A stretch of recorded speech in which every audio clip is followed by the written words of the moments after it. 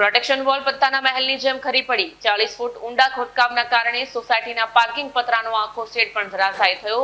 10 થી 15 કારો પણ અડફેટમાં આવી. ડાયમંડ સિટીમાં કન્સ્ટ્રક્શન સાઇટ ઉપરની બેદરકારીના કારણે ગંભીર અકસ્માતોની હારમાળા અટકવાનું નામ નથી લઈ રહી. સુરતના પોસ્ટ ગણાતા અલથાણ વિસ્તારમાં આવેલી શિવ રેસિડેન્સીમાં એક મોટી દુર્ઘટના સર્જાઈ હતી.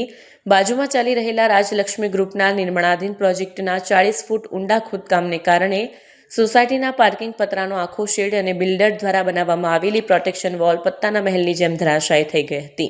સમગ્ર ઘટના મોબાઈલ કેમેરામાં કેદ થઈ હતી.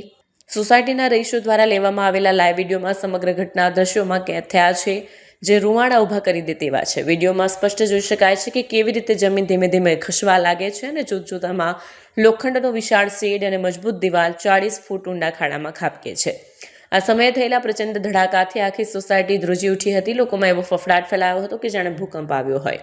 રાત્રે 11 વાગ્યાની આસપાસ જ્યારે જોખમ વધતું દેખાયું ત્યારે રહીશોએ સતર્કતા વાપરીને તાત્કાલિક પોતાની ગાડીઓ ત્યાંથી હટાવવાનું શરૂ કર્યું.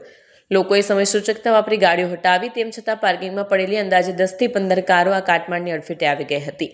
ગાડીઓને ભારે નુકસાન પહોંચ્યું છે. સદનસીબે દિવાલ પડી તે સમયે ત્યાં કોઈ વ્યક્તિ હાજર ન હોવાથી મોટી જાનહાનિ ટળી છે. ઘટનાની જાણ થતાં જ અલથાણ પોલીસ સ્ટેશનના પીઆઈ સહિતના ઉચ્ચ અધિકારીઓ અને ભીમરાડ ફાયર બ્રિગેડની ટીમો ઘટનાસ્થળે દોડી આવી હતી. સુરત મહાનગરપાલિકાના અધિકારીઓએ પણ મોડી રાત્રે જે સાઇટની મુલાકાત લઈ તપાસના ચક્રો ગતિમાન કર્યા છે. જે અતિરિક્ત 11:30 વાગ્યાની રાત્રિ દરમિયાન જે ઘટના અહીંયા બની એના અનુસંધાને પોલીસ ડિપાર્ટમેન્ટ તો હાજર થઈ ગયો. અમારા કોલ કરવા પ્રમાણે હજી સુધી એસએમસીના કોઈ અધિકારી નથી આવ્યા. હજી સુધી કોઈ રઘુવીર બિલ્ડરનો કોઈ અધિકારી નથી આવ્યો.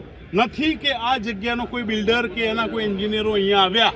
તો અમે કોને માહિતી અમે પ્રદાન કરીએ? અમે સોસાયટીવાળા આજે 400 માણસો અહીંયા 1500 માણસો નીચે હાજર છે અમારી સોસાયટીના નીચે. અને જે જમીન ધસી ગઈ અને 9:30ના રિક્ટર સ્કેલમાં જે કહેવાય એ પ્રમાણે ભૂકંપ જેવી પરિસ્થિતિ અમારા બિલ્ડિંગમાં સર્જાઈ.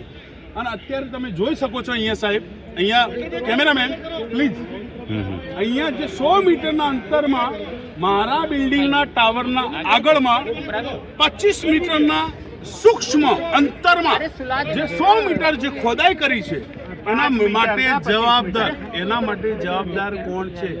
શું બિલ્ડર છે? શું એસએમસીના અધિકારીઓ છે? શું ગુજરાત સરકારના અધિકારીઓ છે?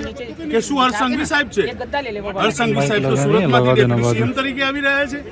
તો હરસંઘવી સાહેબ, તમને ખાસ અહીંયા આમંત્રણ અમે આપીએ છીએ શિવ રેસિડેન્સી પરિવારના વ્યક્તિઓ કે અહીંયા આવી નજર સમક્ષ આ ઘટનાનું તાત્કાલિક નિવારણ લાવો.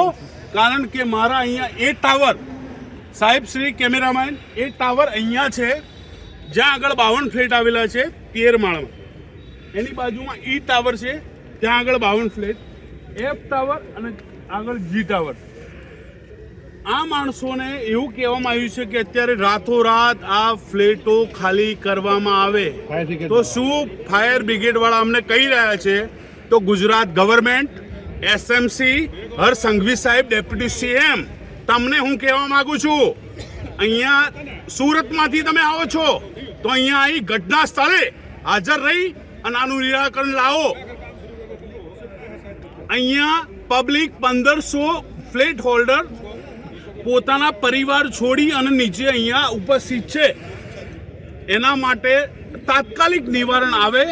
અમે મીડિયાને અહીંયા નેશનલ મીડિયા, ડોમેસ્ટિક મીડિયા અને ઇન્ટરનેશનલ મીડિયા બધાનું સ્વાગત કરવા માટે અમારો 400 પરિવારનો ફ્લેટ હોલ્ડર અમે 1500-2000 વ્યક્તિ ઉપસ્થિત છીએ.